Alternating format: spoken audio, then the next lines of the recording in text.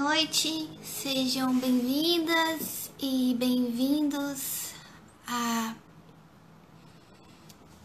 mais uma live aqui do CCE da PUC-Rio. Essa live é sobre principalmente lutas, resistências e permanências, a história de africanos, indígenas e seus descendentes nas Américas. E essa noite eu vou falar rapidinho com a professora Karine Damasceno, pós-doutoranda na PUC-Rio, no Departamento de História, e com o professor Fidel Velasquez, que também faz doutorado aqui na PUC-Rio.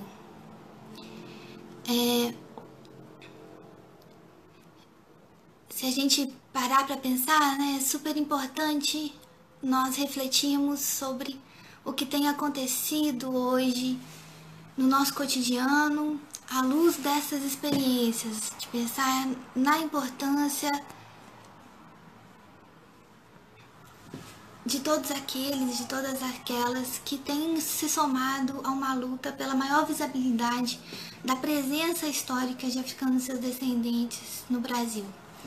E das populações indígenas, é claro. Nós nunca podemos deixar de pensar nessas duas importantes coletividades de forma unida. E eu gostaria de começar pensando um pouquinho sobre isso e citando a fala de Alessandra Munduruku, que mora no Médio Tapajós, na aldeia Praia do Índio, e que participou da primeira Marcha das Mulheres Indígenas, que ocorreu no ano passado, em 2019, e ela disse assim: a mulher é como árvore, cada galho tem seu clã, sua etnia, seu povo. Essa árvore tem uma raiz muito grande. Mesmo que tentem torrar nossa árvore, mesmo que tentem torrar nossa raiz, essa árvore cada vez está crescendo. É muito interessante a gente pensar sobre essas importantes falas que mostram a articulação do movimento indígena das mulheres. Mas se nós pensarmos, isso é historicamente comprovável. Cito aqui a Esperança Garcia, que em 1777, uma mulher negra africana escreveu uma carta ao governador de Piauí, requerendo e denunciando os comportamentos abusivos do seu senhor. Ela fez isso fazendo referência aos seus filhos, ao fato de seus filhos não serem batizados, e era dever do Senhor batizar os filhos, e também aos excessos que os senhores causavam, né? Esse senhor lhe causou. Então, Esperança Garcia é essa voz de 1770. Oi, Karine. Olá. Seja bem-vinda. Obrigada. Muito obrigada. Boa noite a todos. Muito obrigada por estar aqui conosco, aceitar o convite. É um prazer recebê-lo. Um prazer todo meu.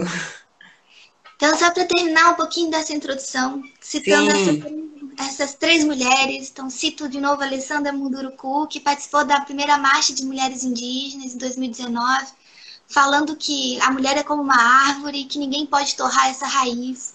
É uma raiz que cada vez mais continua a crescer. Esperança Garcia, essa mulher africana escravizada, que em 1770 denunciou os abusos do seu senhor, principalmente justificando a presença ou a falta do batismo dos seus filhos, e isso seria um abuso. E a Esperança Garcia, depois a gente não sabe muita coisa sobre ela, o que a gente imagina é que ela fugiu e ela aparece depois casada e com 7 filhos. Então esperamos que tenha dado certo o seu clamor. E para falar do outro convidado de hoje, que é o Fidel. Fidel estuda Isabel. A Isabel foi uma índia guaiquiri de 1598, que viveu na ilha de Cubagua, na atual Venezuela. 1528, desculpa. E lá nesse início do século XVI, ela era uma líder indígena. Ela era conhecida como principal dama, mulher por quem se tinha grande respeito por toda a terra circundante, como diz um dos viajantes. E a Isabel negociou com os espanhóis, guerreou contra eles, comerciou contra eles. São 3 histórias de mulheres de momentos diferentes, mas latino-americanas, indígenas e africanas.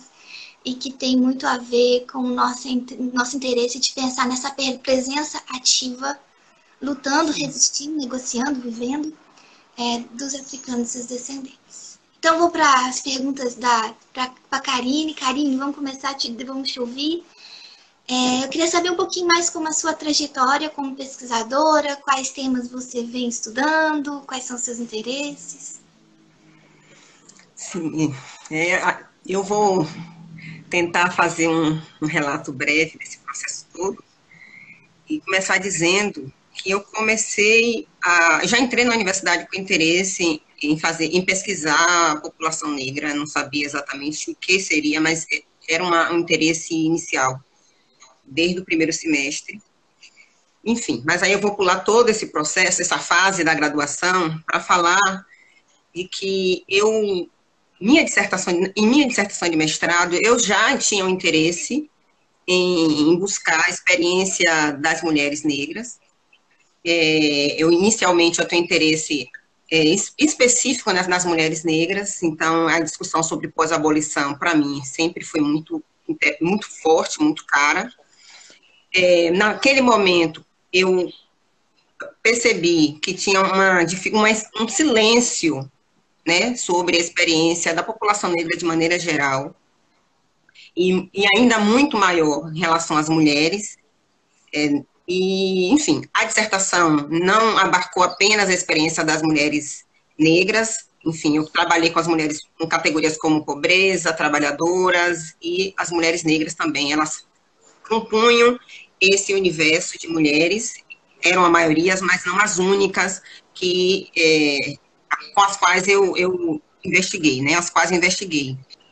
Já ali, então, eu observei esse silêncio sobre as mulheres na documentação, pensando em 1890 a 1920. Esse foi o recorte da dissertação de mestrado. E aí, durante a dissertação de mestrado, recuando, né, de buscar apenas as mulheres negras, eu já entendia que seria importante voltar a recuar no tempo. O historiador faz muito isso. Então, recuei no tempo, eu pesquiso Feira de Santana no mestrado e também no doutorado. Feira de Santana, para quem está me ouvindo de outros lugares, né, do Rio de Janeiro, em especial, mas também de outros lugares, Feira de Santana é uma cidade do interior da Bahia. Né? Neste momento, estou em Feira de Santana, estou na Bahia. Então, olhando para a região onde eu estava buscando essas mulheres, eu percebi esse silêncio ainda muito forte, também durante o período da escravidão. Então, a decisão de fazer uma tese buscando-as, nesse momento, era também uma decisão de contribuir com a historiografia para reconstituir a experiência das mulheres escravizadas, libertas e livres, neste momento. E hoje eu acho, né, que eu devo ter dado alguma contribuição para as historiadoras que vão investigar tanto esse período, quanto o período que, no passado, eu também me debrucei, que é as primeiras décadas depois da escravidão. Tá ótimo, Karina, muito obrigada. Nós sabemos que nesses últimos 30 anos houve uma renovação da historiografia da escravidão, mas não só uma renovação também, uma tentativa de renovação que é muito mais recente, talvez dos 20, com mais ênfase nos últimos 10 anos, da abolição e do pós-abolição. Né? E esse novo fôlego, ela tem a ver muito com as questões que você propõe na sua pesquisa. O que você acha que é mais importante nessa viragem historiográfica?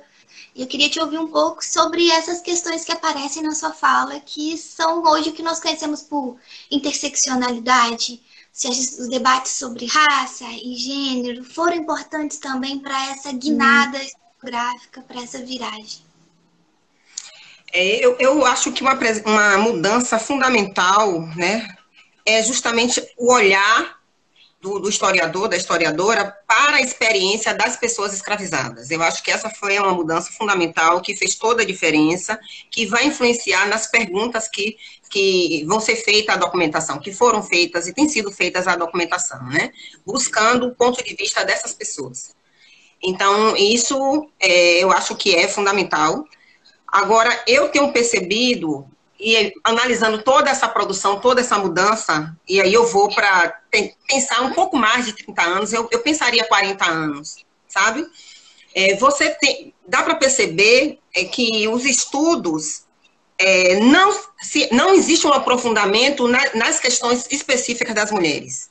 Né? As mulheres, embora nós podemos lembrar de Maria Odila Leite, de Sandra Graham, de Marta Abreu, de Cecília Soares aqui para a Bahia, mas você, no grosso, considerando o volume de pesquisa sobre escravidão e o pós-abolição, você vê que existe uma disparidade de pesquisa focando na experiência das mulheres, e não necessariamente a pesquisa tem que ter como tema a mulher escravizada ou a mulher liberta, não é isso que eu estou falando, falta isso também, mas eu diria que falta, inclusive,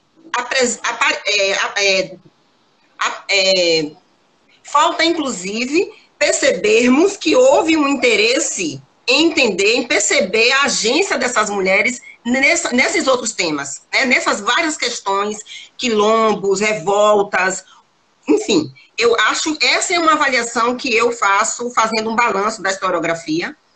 Claro que, né, ao longo do tempo, então, cada vez mais estudos. Nos últimos 10 anos, eu acho que nós temos um novo fôlego, como você fala, em que a pesquisa sobre as mulheres negras, né, com todas as suas especificidades, acaba despertando maior interesse dos pesquisadores, especialmente das pesquisadoras, é importante dizer também, das pesquisadoras negras de maneira especial. Então, o conceito, por exemplo, de interseccionalidade, né, começa a ser usado a partir daí, eu diria, inclusive, na história, podemos falar mais ou menos de 5 anos, mas não só na história, eu acho que em outras áreas também, mas na história eu poderia falar, porque também é quando esse conceito, que foi cunhado em 1889 por Kimberlé Crenshaw, né, é quando esse conceito chega no Brasil, trazido com muita força pelo movimento de mulheres negras. Né? Então, a academia percebe isso, as historiadoras, os historiadores percebem isso e começa a trabalhar esse conceito. Claro, e aí quando eu falo de interseccionalidade, Crislane, eu tenho que lembrar que Angela Davis, Bell Hooks, Lélia Gonzalez, Beatriz Nascimento, Sueli Carneiro, essas mulheres, as pesquisas dessas mulheres já eram interseccionais. Assim como Sandra Graham, Maria Odila, Cecília Soares, também já faziam pesquisas interseccionais. Elas não usavam o termo, né? O termo, que é algo que nós estamos fazendo agora. Né? Eu acho que tem uma importância dizer isso, porque mostra como é fundamental a articulação de categorias como gênero, raça, classe, e outras categorias também, como etnia, região, sexualidade, religião, nação. Então, várias outras categorias podem ser articuladas para pensar as mulheres e os homens de forma articulada. Né? Então, eu acho que nós estamos vivendo esse momento de, enfim, muitas outras. Em minha tese eu defendi em 2019, então, assim, ainda vai fazer um ano, né, que eu sou doutora. Então, certamente, várias outras historiadoras e historiadores estavam escrevendo ao mesmo tempo que eu, e a gente, certamente, tem muita coisa desses anos mais recentes que foram escritas que talvez eu nem conheça ainda, né? Enfim, escrevemos ao mesmo tempo, né? Mas herdeira desse momento, especialmente desses últimos 5 anos, eu acho. Obrigada, Karine, obrigada. Com certeza, né? A Virginia Bicudo também diria, uma série de pesquisadoras e pesquisadores que construíram essa longa jornada, né? A raiz é profunda, como diz. Sim. Os passos vêm de longe. Vem de longe. Então, há algum tempo, né, os historiadores vêm pensando nas categorias de escravidão e de escravização, para além daquele velho binômio Pai João Zumbi, resistência absoluta, acomodação absoluta, ou adaptação, aculturação, são todas questões que a historiografia da escravidão já vem combatendo, né? E mostrando que existe uma série de questões para explicar a ação dos escravizados e dos libertos ao longo do tempo, que não cabe muitas vezes nessas categorias mais estanques. Essa perspectiva ela é importante para o seu trabalho, para a maneira como você entende a ação dessas mulheres no passado? Sim, sim, eu fiz uma live recentemente, eu lembro que eu comecei justamente chamando a atenção para falar sobre as resistências, né, das mulheres, pensando a resistência negra do ponto de vista das mulheres. Eu lembro que eu comecei justamente dialogando com muitas pessoas que não eram, inclusive, historiadoras, dizendo que eu poderia começar a minha conversa, e aí eu vou recuperar um pouco a memória dessa fala inicial, falando dos quilombos, falando das revoltas todas, falando da Revolução do Haiti, por exemplo, e de como isso repercute no Brasil. Poderia começar falando das vezes que as escravizadas e escravizados incendiaram senzalas, casas senhoriais, né? Que isso, tradicionalmente, é o que se entende como resistência, né? E isso é resistência, né? Claro. Só que não a única forma de resistência. É isso que eu quero chamar a atenção. Quando, por exemplo, eu vou buscar as lutas dessas mulheres para conquistar a liberdade, negociando cartas de alforria com senhoras e senhores, né? O que poderia ser interpretado como muitos, como enfim, existe uma postura de passividade, uma postura de conformismo, era todo um processo de negociação em que poderia levar longos anos. Inclusive ser frustrado, mas isso exigia muita astúcia, muita paciência. Quando eu analiso ações de liberdade, você falar de pessoas escravizadas, e principalmente mulheres, que foram principalmente as mulheres, na documentação que eu analiso, e várias outras historiadoras também, encontram muitas mulheres movendo ações de liberdade contra senhores, né? Mostra uma ousadia muito grande, né?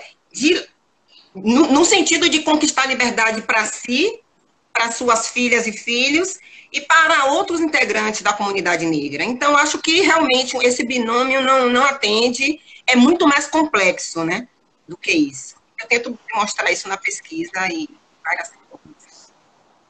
Mas isso depende muito das perguntas que a gente faz na documentação. Mais uma vez, voltamos para essa mudança da historiografia. As perguntas que nós fazemos na documentação, porque o documento não fala por si só.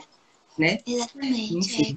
Como diz Hobsbawm, não existe material nenhum até que as suas perguntas o revelem.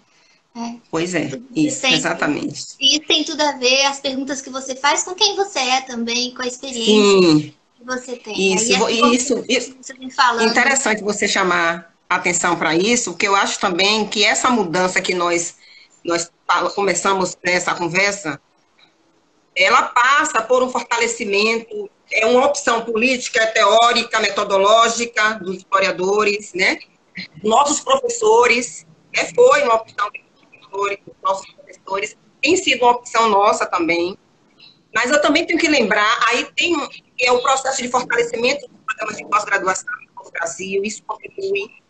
Eu ainda vou falar mais recentemente dos últimos, 20 anos, que é um processo, pelo menos no tocante à Bahia, eu posso afirmar isso, o Nordeste, melhor dizendo, embora eu acho que isso é importante, mas no Nordeste, que é o processo de interiorização das universidades. Então, você tem um processo de interiorização das universidades, principalmente as federais, fortalecimento dos programas, e você tem, então, novos sujeitos fazendo perguntas, né, fazendo pesquisa, pautando, colocando demandas para a universidade. E aí é isso, nós temos outras questões, uma produção diferente, e que eu acho que enriquece, né? Eu acho que é por aí.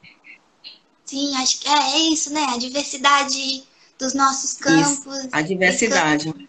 Ela só tende a enriquecer o conhecimento histórico ou qualquer outra forma de conhecimento. Traz novos olhares, novas perspectivas, novas perguntas, né?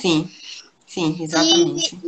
E por fim, Karine, eu acho que a gente não pode deixar de pensar, né, sobre as questões do racismo estrutural, que nós vemos agora escancaradas no Brasil, mas nas Américas, de uma forma geral, né? E aí esses novos nomes que infelizmente surgem da violência policial para se somar a muitos outros nomes. E aí eu queria te perguntar se a perspectiva histórica, se pensar historicamente sobre as questões raciais, elas nos ajudam a entender esse fenômeno hoje. Se você tem refletido sobre isso, e se você acha que é importante as pessoas pensarem nessa longa história, não só da formação do racismo, mas também da luta contra o racismo, da denúncia contra o racismo. Não tem como correr dessa reflexão. Os últimos acontecimentos, né, nos Estados Unidos, com a morte de George Floyd e as manifestações, a forma como isso chega no Brasil, né, em que a população negra, não só os militantes do movimento negro e do movimento de mulheres negras, mas a população negra brasileira, de uma maneira geral, diante dos últimos acontecimentos, tem sido muito questionada: por que vocês não reagem, por que vocês não fazem assim? E aí, pelo que nós já conversamos hoje, por exemplo, a história negra no Brasil é uma história de luta contra a escravidão, contra o racismo, é uma história de luta pela liberdade, né? Então, isso já mostra que não tem nada de não teve nada de passividade nessa experiência, né? Isso é uma coisa. A outra coisa é que, de fato, nós tivemos uma experiência de colonização, de um processo de escravização diferente do que aconteceu em todos os lugares do mundo, né? No Brasil, diferente de todos os outros lugares, nós vivemos, por exemplo, o mito da democracia racial, que hoje eu chego à conclusão que não foi desmontado, porque quando você diz que quando o movimento negro, por exemplo, na década de 70, denuncia o mito da democracia racial, a obra de Florestan Fernandes já cumpre esse papel, né? Um pouco antes, mas muito forte a denúncia feita pelo movimento negro na década de 70 e 80, 90, e nós chegamos ao século XXI achando que o mito da democracia racial foi superado. Não foi, porque a cultura também já era cultural, já era um dado da nossa cultura, e não se transforma a cultura assim, né? Então, eu acho que foi um mecanismo muito sofisticado, né, que confunde a população negra e toda a sociedade brasileira, e faz também com que a população, com que a sociedade dê respostas diferentes ao racismo. E aí o racismo estrutural é um fato, está colocado, e ao mesmo tempo que a gente fala de racismo estrutural, eu gosto muito quando Samuel Vida nos propõe, nos chama a refletir sobre o racismo institucional também, que é pensar o racismo estrutural, sim, colocar ele no seu lugar, temos que enfrentar, é fato, mas é colocar mesmo em xeque, questionar, propor as instituições todas, as instituições de justiça, de educação, as religiosas, enfim, saúde. Então, tudo isso precisa ser repensado, né? Com o objetivo de superar o racismo institucional e estrutural na sociedade brasileira. Estou tentando ser menos prolixa possível. Não, foi ótimo. Eu agradeço muito essa conversa e foi muito bom. Aprendemos muito com você hoje. Então é isso, Karine. Foi mais ou menos isso que a gente tinha pensado, né? E estruturado. Sim. Nós temos mais um convidado agora, que é o Fidel, que vai falar com a gente sobre história indígena na Venezuela. Mas quem quiser ouvir mais a Karine, fica aqui o convite para o nosso curso de extensão, que está com matrículas abertas, se chama Presença Indígena e Africana, História da África e das Américas. É só entrar no site do CCE da PUC-Rio. Karine vai dar algumas aulas nesse curso, falando sobre o protagonismo das mulheres negras e sobre todas essas questões historiográficas, que hoje ela só deu uma pincelada, mas que no curso a gente vai ter a sorte de ouvi-la falar mais. Então, eu te agradeço muito pela parceria, tanto aqui hoje, quanto no curso. Valeu mesmo, é um prazer. Eu que agradeço a acolhida na PUC desde o início, e o convite para o curso, e o convite para a live, e é isso. Todos e todas estão convidados e convidadas para nos acompanhar, participar do curso. Então, até breve. Até, Karine. Tchau. Valeu. Vou ficar aqui acompanhando. Tchau. Tchau. Agora, gente, eu tenho que descobrir aqui. Eu vou sair. Como funciona. Vou ver se eu consigo sair. Tá bom. E Fidel, você tem que aparecer aí, querido, porque você sabe que não sou grande. Aqui, achei Fidel. Vou adicioná-lo. Nós falamos, então, muito bom ouvir Karine, muito bom ouvir sobre o protagonismo de mulheres negras e começamos, então, falando um pouco sobre Esperança Garcia para falar desse protagonismo, mas Karine analisa a trajetória de muitas mulheres com diferentes tipos de luta, com diferentes formas de resistência e vai ser um prazer tê-la no nosso curso para falar um pouco mais sobre isso, né? E agora, então, estamos com Fidel Velasquez, Fidel doutorando na PUC-Rio. Fidel vai hablar e falar ao mesmo tempo, vai ser um portunhol. Fidel, se apresente aí, fala um pouquinho pra gente sobre... Bem, primeira coisa, muito obrigada por topar estar aqui, por topar essa parceria. Agradeço muito você ter aceito de uma forma, pela acolhida generosa de vocês dois, tanto sua como da Karine. E é isso, Fidel. Fala um pouquinho pra gente sobre a sua trajetória de pesquisador, o que você tem estudado. Fidel é um antropólogo, mistura aí os séculos XV com o XX.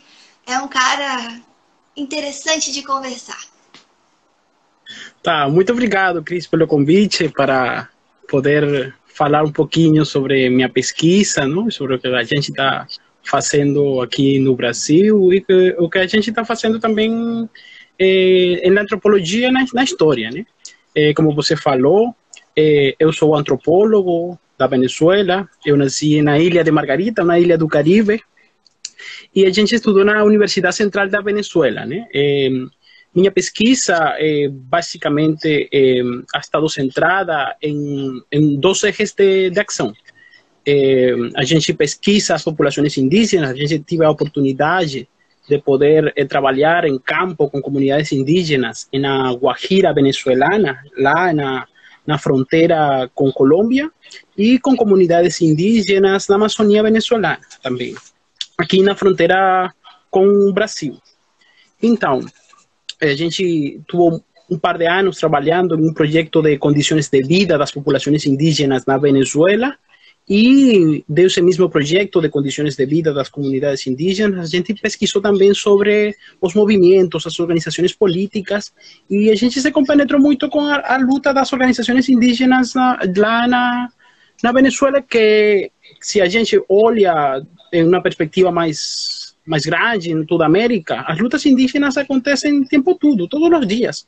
Hoje mesmo está acontecendo em México com o Exército Zapatista da Liberação Nacional, na Amazônia venezuelana com os Pemones, com os Yeguana, no Chile com os Mapuche. Então, eu acho que parte de minha pesquisa com as populações indígenas inspirou muita da minha própria pesquisa no passado, minha própria pesquisa histórica, né? De tentar buscar respostas a muitas dessas comunidades, tentar visibilizar essas comunidades.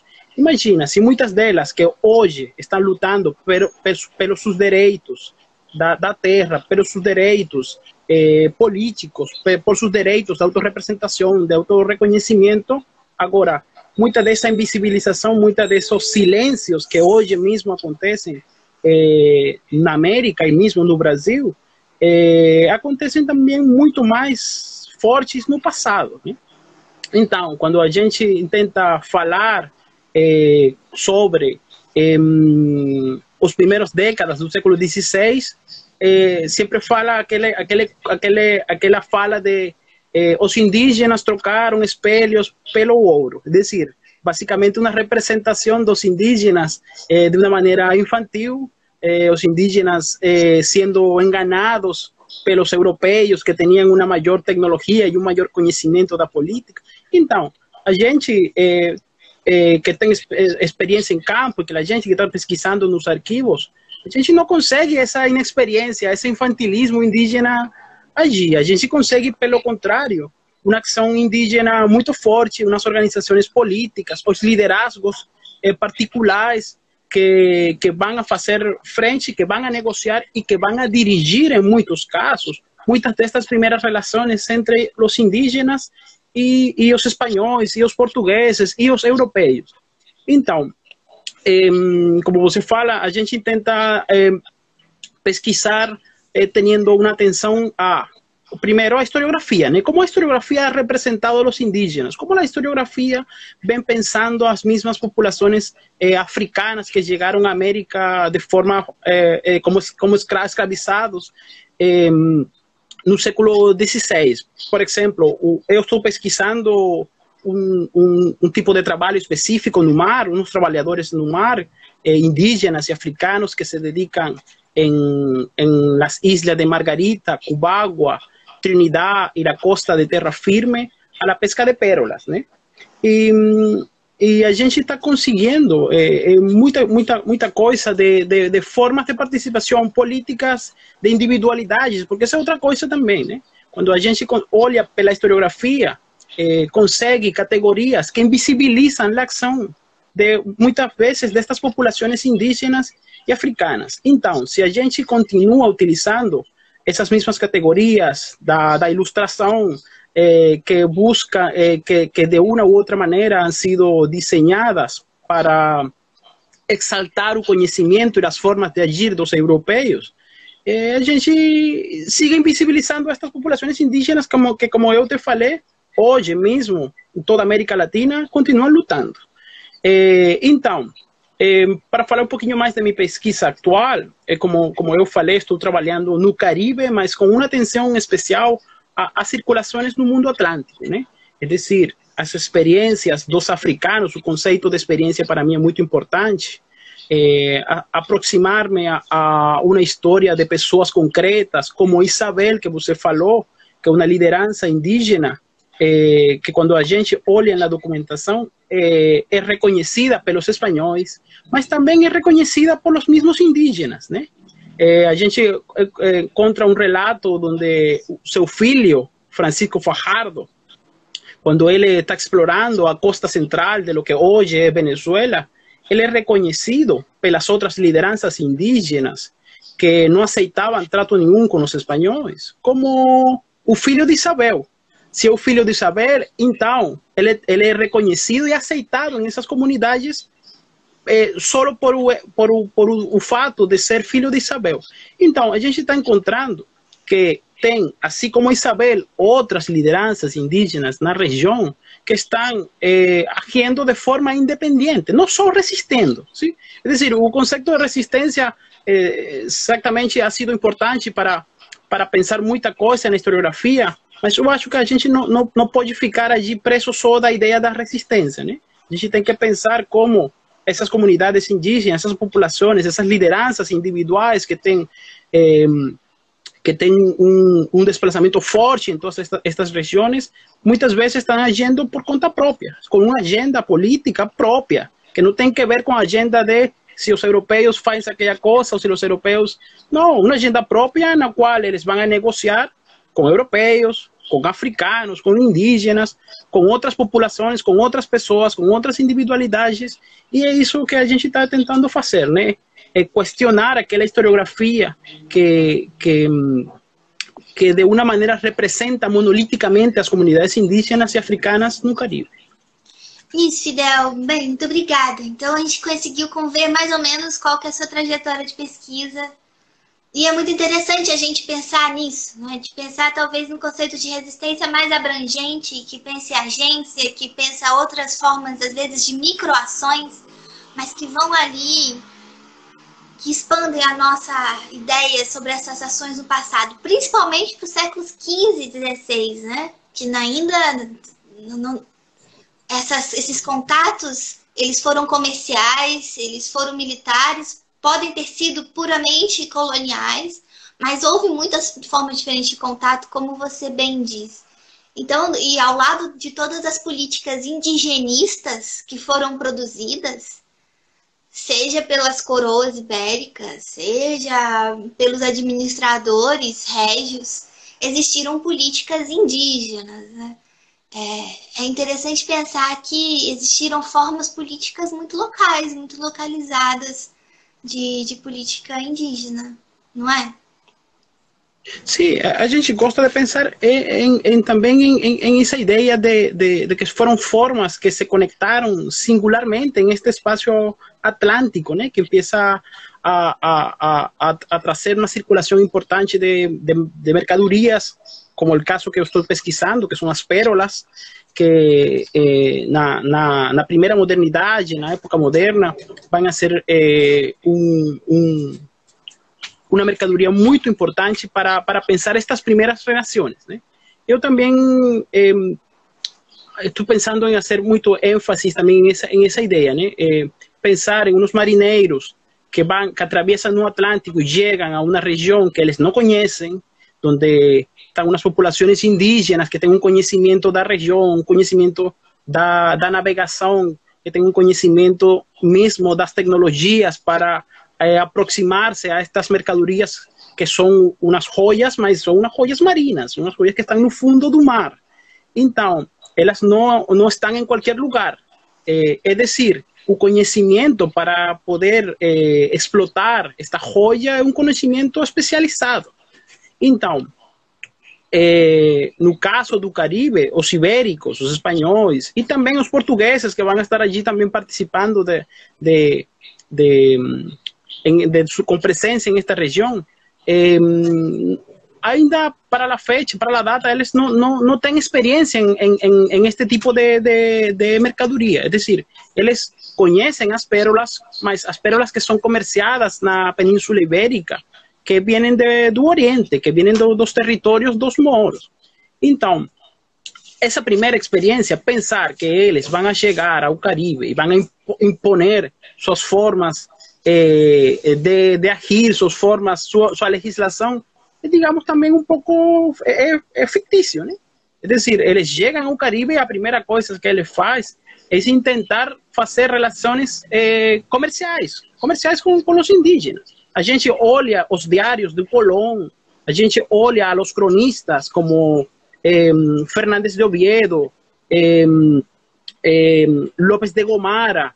Então, a gente consegue, pensando, fugindo daquela caricatura de representação dos indígenas que estão sendo enganados e que estão trocando espelhos por ouro, e a gente consegue ver que estos mismos marineiros estão reconhecendo estruturas políticas em estes indígenas, estão reconhecendo formas de agir, estão reconhecendo comércio, estão fazendo uma etnografia dessa região, né? E isso para mim é muito importante, porque a verdade, a gente consegue pensar que muita dessa leyenda negra ou leyenda dourada não tem sua origem na própria primeira modernidade, não tem sua origem na própria época moderna. A gente olha que muita dessa leyenda negra e muita dessa leyenda dourada é posterior, é produto de aqueles debates entre protestantes e católicos que vão tentar cada um fugir de sua própria experiência, vão tentar cada um representar o outro como ruim, como malvado, e em essas discussões que se estão dando na Europa, vão começar representações tergiversadas deste trabalho indígena, destas mesmas populações indígenas que os primeiros cronistas e que os primeiros marinheiros vão a representar em sua diversidade, primeiro em sua diversidade, né? Porque também isso é importante. A mesma categoria de indígena é uma categoria que, se a gente não tem cuidado com ela, homogeneiza um conjunto de populações que são muito diferentes, que cada uma tem suas formas de organização política, comercial, que cada uma tem suas formas de tecnologia, que cada uma tem suas formas de conhecimento próprios. Então, quando eu falava ao princípio dessa ideia de tentar fugir de algumas categorias que opacam, que invisibilizam a muitas destas comunidades, a muitas destas culturas e a muitas destas pessoas, é isso, né? É poder pensar esse mundo atlântico que empieza a surgir no século, finais do século XV, princípios do século XVI, em essa diversidade de vozes, em essa diversidade de protagonistas, em essa diversidade de pessoas que estão agiendo y construyendo un mundo conectado, ¿no? Un mundo conectado alrededor del Atlántico. En mi caso específico, un mundo que se conecta por un producto, por a pérola, que va a hacer que marineiros portugueses, espanhóis, castellanos, aragoneses, navarros, franceses, genoveses, africanos, y va a conectar dos ilhas, por exemplo, como a ilha de Cubagua e a ilha de Santiago, que fica na África, que hoje conhece as ilhas de Cabo Verde, não? Então, esse mundo que vai a conectar-se a partir das pérolas, do comércio das pérolas, é um mundo plural, é um mundo donde no só un imperio que está, un rey que está lá na Castilla ordenando lo que acontece dia a dia lá nas ilhas de Cubagua, en este mundo atlántico. Pelo contrário, é um mundo plural donde as populações, as individualidades indígenas e africanas vão agir e vão a construir um mundo um mundo diferente a esse mundo da imposição imperial que muitas vezes é representado quando se fala da época moderna e quando se fala do Caribe da primeira modernidade. Muito bom, Fidel, muito obrigada.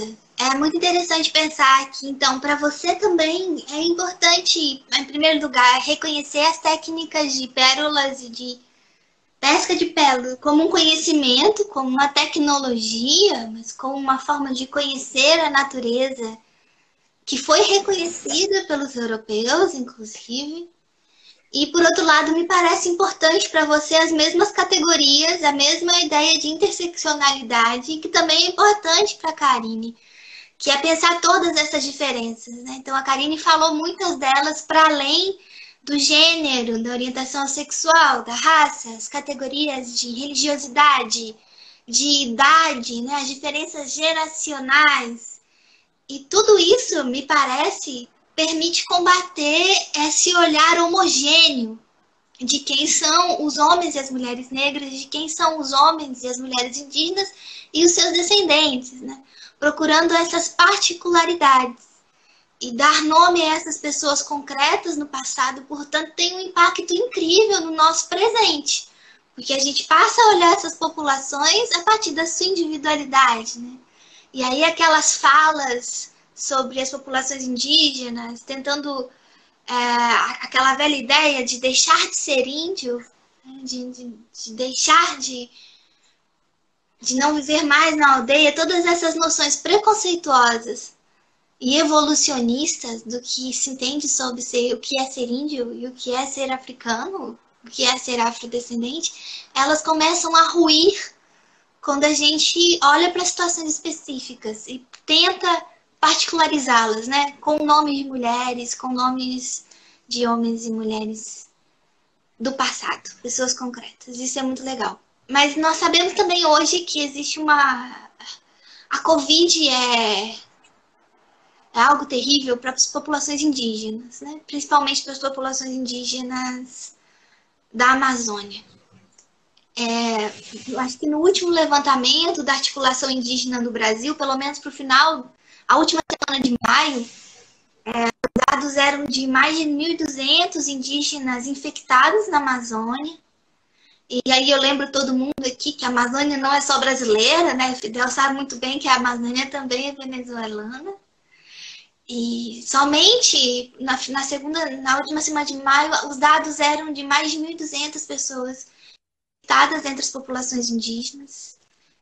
Uma articulação indígena importante, que é o acampamento Terra Livre, que é uma articulação das organizações indígenas que ia acontecer em abril, aconteceu virtualmente. Então, existem políticas indígenas hoje, né? Quem gosta de saber sobre isso tem um podcast muito legal, que é o Copia o Parente. Qualquer desses streams de podcast você pode encontrar para saber como as populações indígenas se articulam, se comunicam, e como as populações indígenas têm se articulado, por exemplo, pelo acampamento Terra Livre, em denunciar tanto o crescimento do desmatamento da Amazônia, quanto a essa questão de vulnerabilidade diante dessa doença, né? E aí, você acha importante que a gente pense esse cenário atual, que tem um impacto enorme nas populações indígenas, por diversos motivos, né? Entre outros, pela navegação dos rios, você vai de aldeia em aldeia e a coisa vai passando, entre outros, pela noção de privacidade, que é outra, né? Não existe essa ideia de isolar-se, enfim, são muitas questões que tornam essas populações vulneráveis. E, ao mesmo tempo, o crescimento do desmatamento. E aí você tem uma doença pulmonar no momento de crescimento do desmatamento, isso também torna mais vulnerável, né? E eu fico pensando se é importante a gente pensar na perspectiva histórica para entender as questões do nosso presente, então. Pelo menos quando eu falo com meus alunos, eu acho que ninguém mais tem dificuldade de entender o que significou uma epidemia de sarampo, uma epidemia de gripe, para aqueles que tiveram o primeiro contato com os europeus, né? Hoje a gente percebe isso de uma outra forma. Sim, eu acho que é muito importante pensar em as populações indígenas em uma perspectiva histórica, né? E na medida em que a gente possa visibilizar que os movimentos indígenas, que os movimentos políticos indígenas acontecem desde o mesmo século XVI, é importante porque isso ajuda também a visibilizar os movimentos indígenas de hoje, né? É uma forma de dar de justificar incluso em muitas formas a ação política das populações indígenas. Eu me lembro de uma professora venezuelana, a doutora Nelly Arbelo Jiménez. Ela gostava de falar isso. Ela falava, os antropólogos temos que ir a estudar a história das populações indígenas, porque dessa forma a gente consegue encontrar a eles como autores, como pessoas que agem na história, como pessoas que estão construindo a história. É muito importante, por quê? Porque a historiografia nacional, a historiografia nacionalista, de corte nacionalista, na Venezuela, mas eu acho que também na América Latina, ha invisibilizado a participação dos indígenas. O relato da história nacional vem a garantir, digamos, os benefícios de uma élite, muitas vezes uma élite branca, uma élite não indígena, uma élite não descendente de africano, que vêm dessa forma a justificar seu próprio governo sobre o resto das populações. Então, eu acho que é muito importante dar visibilidade histórica e política a essas organizações indígenas, organizações que hoje na Amazônia, como a COICA, que é a Confederação de Organizações Indígenas da Amazônia, que reúne indígenas de os países amazônicos, de Colômbia, de Venezuela, de Brasil, de Peru, de Equador, e que estão eles propondo suas próprias formas de resposta à pandemia, né? É decir, se a gente pensa que o caos que a pandemia ha generado em toda a América Latina e que muitas populações, mesmo nas principais capitais das cidades latino-americanas, quedam sem atenção médica, sem atenção de saúde, agora imagina como essas populações indígenas que moram na Amazônia, onde a presença do Estado digamos, difícil, eles não conseguem acompanhar, e muitas vezes um Estado que não reconhece a eles tampouco o direito às políticas estatais, o direito à sua própria forma de agir e de actuar, a gente pode imaginar que a situação na Amazônia é muito complicada, né? Também tem outro problema, a Amazônia tem muitas empresas transnacionais fazendo mineração do ouro, por exemplo, na Amazônia venezuelana. Desde 2015, o governo nacional lá organizou uma coisa que eles chamam o Arco Mineiro do Orinoco, com participação de empresas mineradoras de Angola, com empresas mineradoras de Canadá, com empresas mineradoras, e que eles estão trabalhando hoje, apesar da pandemia. É dizer, eles continuam hoje minerando ouro, desplazando a populações indígenas e generando umas condições muito difíceis, não? Em essas comunidades que não han tenido outra resposta que, por exemplo, no caso dos Pemones do território venezuelano, de levantar-se contra as comunidades, contra as mesmas empresas transnacionais e contra o mesmo Estado que não reconhece seu território, que não reconhece seu domínio sobre a região, né? Então, a verdade, a situação na Amazônia é muito complicada, é uma situação que está afetando a uma quantidade de indígenas que, se os dados que a gente tem dos países amazônicos, a gente pode poner em dúvida, imagina os dados que eles mesmos estão apresentando sobre as populações indígenas.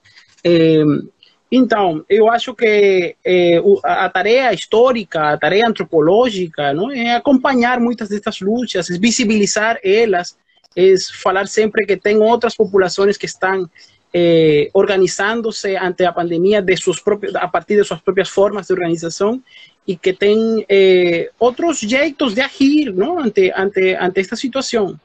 E que as lutas, como eu falei ao princípio de minha fala, as lutas das populações indígenas, mesmo assim que não apareçam nos grandes mídias, que não apareçam elas em os grandes jornais, nem nos grandes meios de comunicação, elas acontecem todos os dias. O Exército Zapatista de Liberação Nacional do México está todos os dias agindo, actuando, protestando pelos seus direitos. As populações indígenas da Amazônia estão protestando todos os dias por seus direitos. Os mapuches no Chile estão protestando todos os dias por seus direitos. E eu acho que a tarefa que a gente tem como historiador e como antropólogo está ligado a visibilizar estas lutas, né? Que ajudar a divulgar o mais que a gente possa estas lutas e também ajudar a pensar em essas populações como populações que elas estão agindo, actuando, elas estão organizando-se e não são populações que estão allí esperando que o Estado-nação atue ou leve alguma política social para elas. Ótimo, Fidel. Muito obrigada, então, pela sua participação aqui. É muito bom te ouvir. E quem quiser ouvir mais o Fidel falando sobre todos esses temas que ele falou hoje, lá no curso também nós vamos ter a presença do Fidel. Então, o curso se chama Presença Indígena e Africana, História da África e Histórias da África e das Américas. E as matrículas estão abertas, começa agora em julho. O Fidel vai ser professor falando sobre história indígena, política indígena, formas de organizações indígenas, desde o século XV até o século XX, né? Trazendo todo o seu conhecimento e a sua experiência como antropólogo também, que é muito bacana, que traz uma visão sobre o passado que nos ajuda a aprender muito como historiadores, nesse diálogo perto da antropologia, a discutirmos sobre o que é etnia, a discutirmos sobre todas essas questões que nós levantamos hoje. Então, valeu, Fidel. Valeu, muito obrigado. Muito obrigada. Tchau, tchau. Tchau, tchau, Fidel. Então é isso, pessoal. Acho que a gente vai ficando por aqui na nossa live. Eu agradeço a todo mundo que participou e que está aí ativo. Eu peço desculpas porque eu não faço ideia como funciona uma live. Então fiz aqui o meu melhor, mas não sei direito. E fica o convite para a gente continuar essa conversa lá no curso. E eu lembro novamente que é impossível nós começarmos qualquer tipo de diálogo sobre essas temáticas de costas para o nosso momento presente. E o nosso momento presente é assustador para todo mundo, mas nós já sabemos, né? Inclusive pesquisas dentro da própria PUC-Rio apontam um índice maior de vulnerabilidade de mortes nas populações negras e pelo Instituto Socioambiental e outras organizações, a Articulação Indígena do Brasil, outras formas de outras organizações que estudam a presença e as populações indígenas no Brasil, que as populações indígenas também têm maior vulnerabilidade diante da Covid. Então esse é o nosso presente. O presente é assustador para todo mundo, mas o presente é sempre mais assustador e impacta mais alguém. Mas todas essas discriminações, desigualdades, desapropriações do nosso presente, nem sempre foi assim. E é sim preciso a gente pensar nisso num processo histórico. Essa ideia de subordinação ou de colonização, ela se construiu ao longo do tempo. Então é importante a gente voltar, como o Fidel fala, para o século XV, XVI, e entender quem eram essas grandes lideranças. Mas é importante também entender que a sua presença é contínua, elas não pertencem ao passado. A sua presença atravessa a nossa história e chega até os nossos dias, como são os grandes movimentos indígenas, os grandes movimentos negros no Brasil, que estão aí na rua ou estão se organizando de diferentes maneiras, virtualmente inclusive, e continuam a ser presentes. E nós queremos enfatizar essa presença, que essa presença seja visibilizada. E essa presença é múltipla, e que nós possamos lidar com as complexidades, as contradições dessa presença, pensando nas particularidades e na história concreta de cada uma dessas pessoas no passado. É fácil fazer isso? Não, porque o nosso conhecimento do passado é sempre fragmentário, mas vale a pena. Vale muito a pena a gente construir esses pequenos fragmentos, esses pequenos vestígios e descobrindo histórias de Esperança Garcia, histórias de Isabel e histórias de muitas outras pessoas, histórias da Alessandra Munduruku e de muitas outras mulheres importantes e homens também importantes do passado, que nem sempre tiveram protagonismo na hora que a gente vai escrever a história, mas tiveram um protagonismo na história. Então reconheçamos isso, né? Então é isso, pessoal. Muito obrigada por nos acompanharem até aqui. Espero que vocês tenham gostado. E Karine, Fidel e eu estamos disponíveis para continuar essa conversa, seja no curso, mas seja em outros espaços também, por e-mail, onde vocês quiserem. É muito bom falar sobre as nossas pesquisas e é muito bom falar sobre essa temática.